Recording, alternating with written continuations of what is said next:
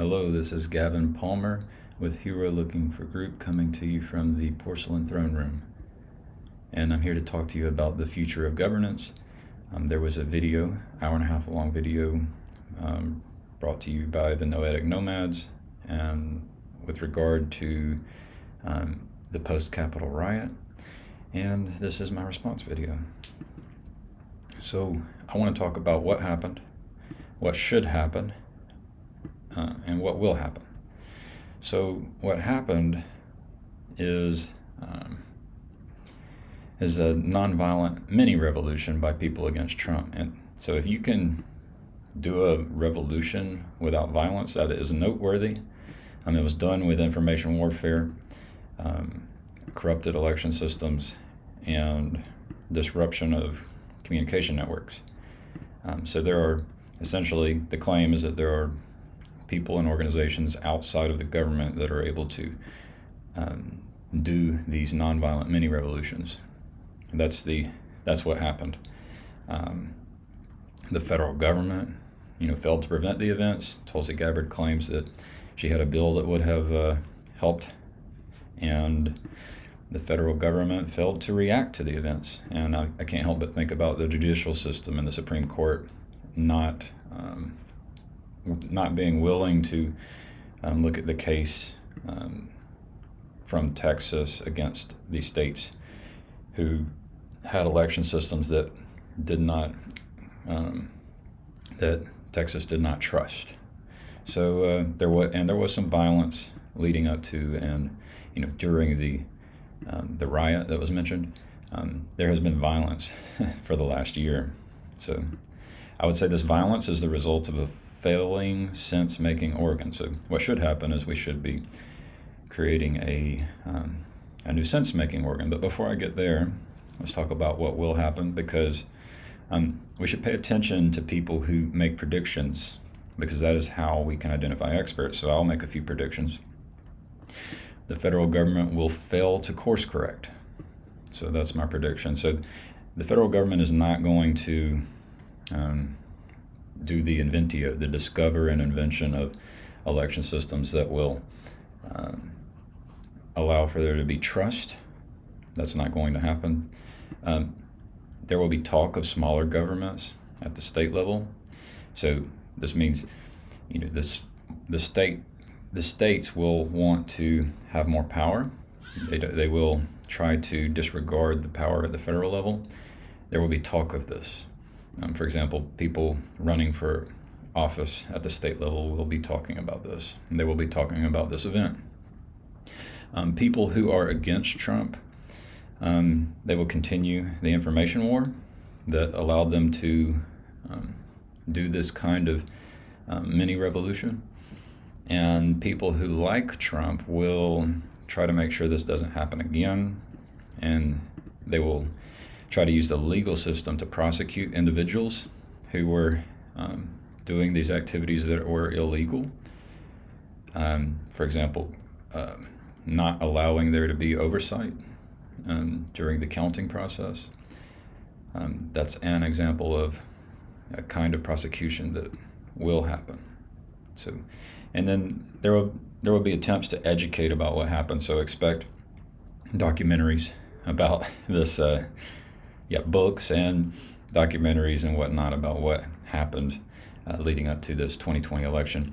These people who like Trump, they will fail to mention they will probably fail to mention, Jo Jorgensen and how she wasn't even allowed in the debates. So keep that in mind, because a lot of Trump supporters have a blind spot for where Trump failed, where he made his biggest mistakes, which identifying the mistakes is important. And then people in the sense-making community, and I would say people like me and people who I'm trying to respond to and connect with, we'll focus on, what will we focus on? I think we should focus on the confederacy of online communities and paying with our attention, which is what I'm doing. I am paying with my attention. I've spent over 5 hours trying to prepare this response video. So what should happen? We should lead by example. And I think we should believe that almost everyone has good intentions. So even the people who cheated in the election system had good intentions. They were consequentialist utilitarians who believe the ends justify the means. And then there are, deontological ethicists who believe the ends do not justify the means. And they have good intentions as well. So keep that in mind. That should give you hope. The energy should be converted toward constructive outlets. So we should try to, ideally, President Trump would have transformed that energy into something creative instead of destructive. And that would have taken shape, in the form of doing that inventia, discovering and inventing new systems. But I don't think he is a great president. I was hoping he would be, but I don't think he is, and I don't think he was. So what we have to do is we have to do listening and speaking carefully.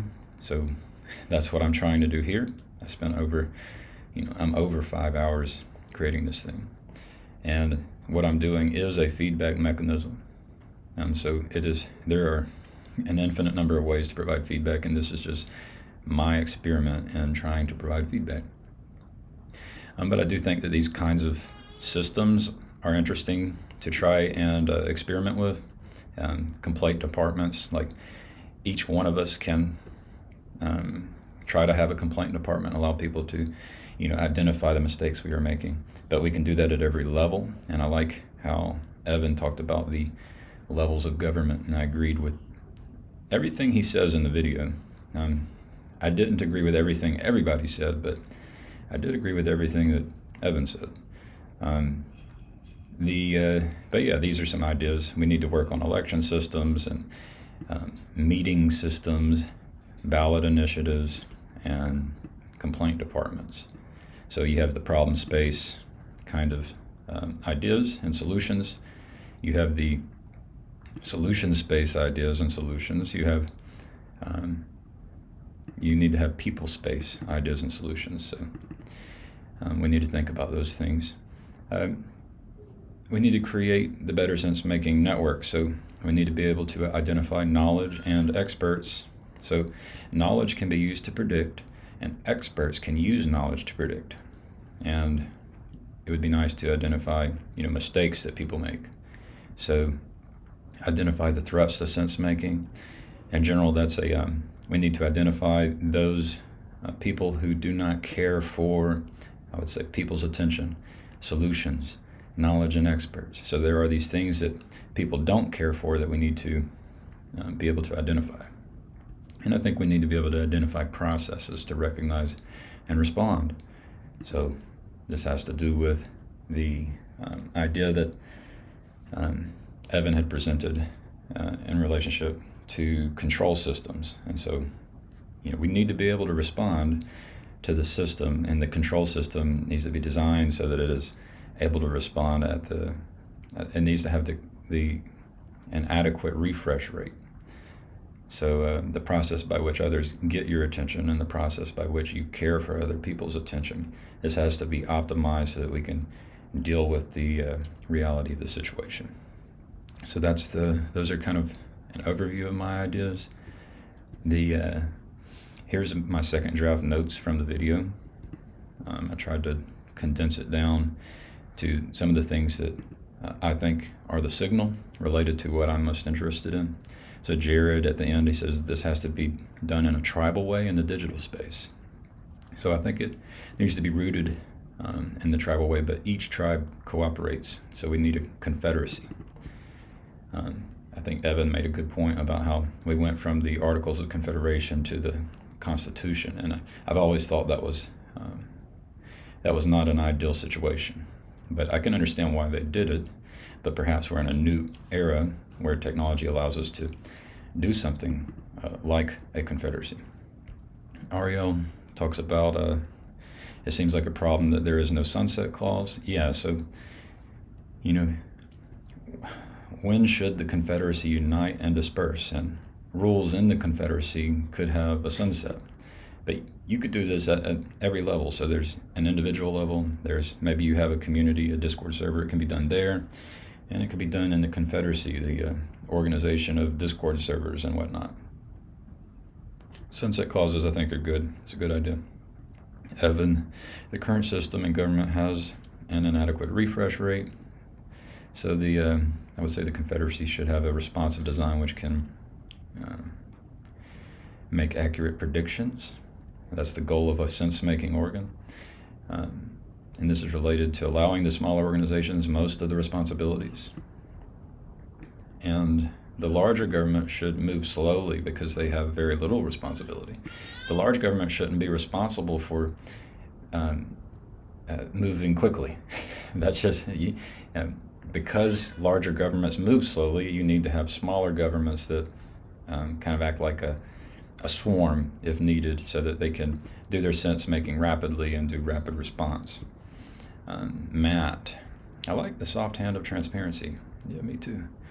We need to make use of recordings. Private, non-recorded meetings are to be avoided. So I share my real name. That's something I do. But, I would hide my identity as a candidate if I could, then reveal it if I get elected. I think this is a really important idea related to Layman's thought experiment that he mentions in the video about how people who vote in government, it might be interesting to allow them to conceal their identity so that they don't experience the repercussions of their financial backers and parties. I think it's a good idea to allow for that kind of secrecy. But also there needs to be a revelation at some point as well, under certain conditions. So transparency doesn't have to be like immediate, but it should be something that happens eventually, like, for example, patent law. Patent laws might be good to give people their secrets for 2 years before their source code gets released. So Ariel brings up what is happening to Parlor. So an alternative resilient system is needed, or we have to play by their rules. And I would say I think we can play by their rules. I also liked the Parlor Citizen idea. I heard that all the people who were Parlor Citizens who participated in those riots are being rounded up. That's a good thing. So within your Discord servers, you could potentially, in your communities, you could potentially have a little area where people can only stay if they're willing to reveal who they are, their identity, and become a citizen, such that they could be penalized if they are behaving illegally. And I think we should have contact lists with multiple points of contact. So I like to assume that those tech giants who helped facilitate a mini revolution, I like to think that they are good. They have good intentions, but it's not a bad idea to have these redundancy systems with contact lists with multiple points of contact, so we know each other's email addresses, phone numbers, and the means of connection via different social media networks. Jared says, as scale increases, the heavy hand becomes more oppressive.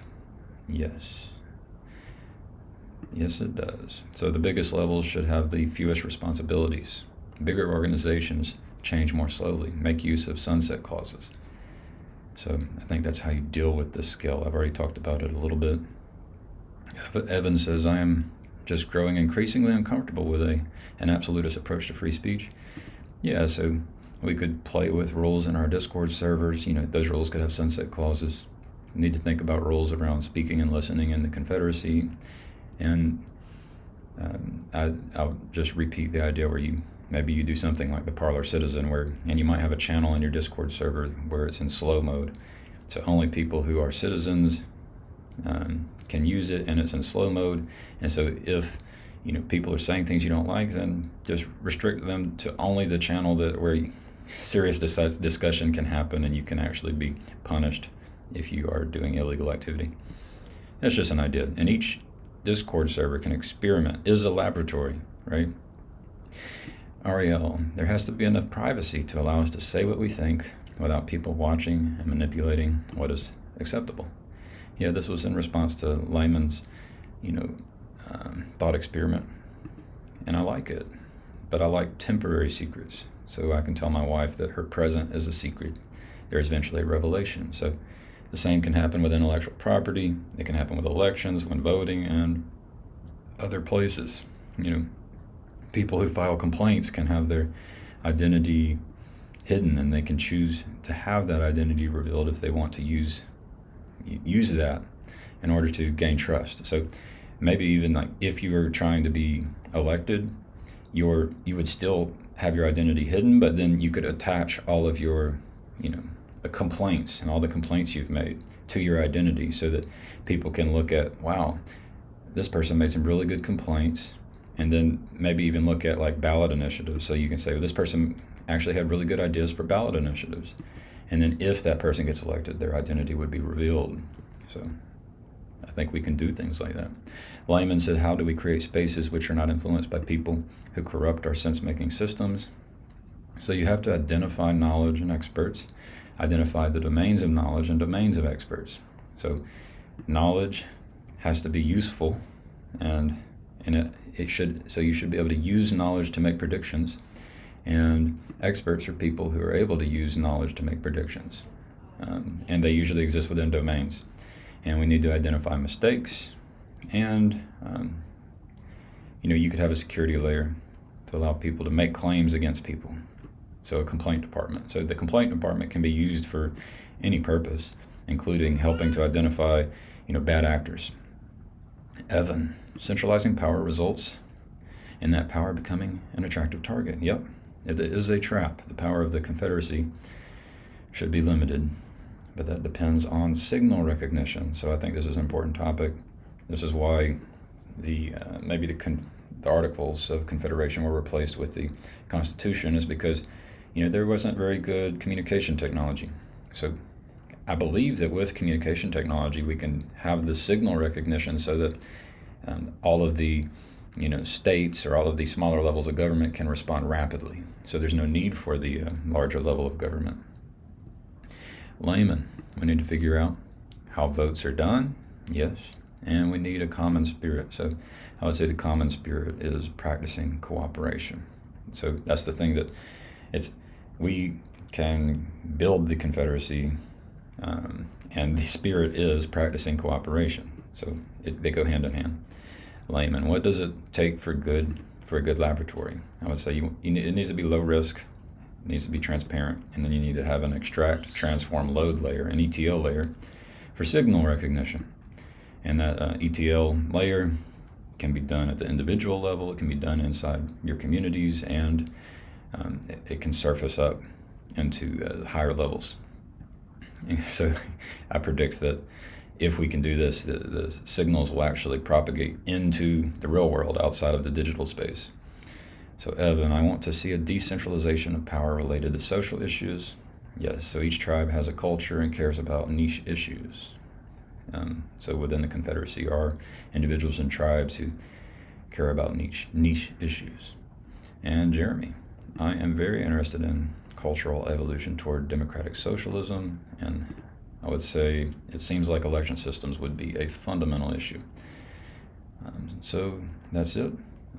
If I made mistakes, please get in touch with me. I have a complaint department. You can access my Discord server in the description below.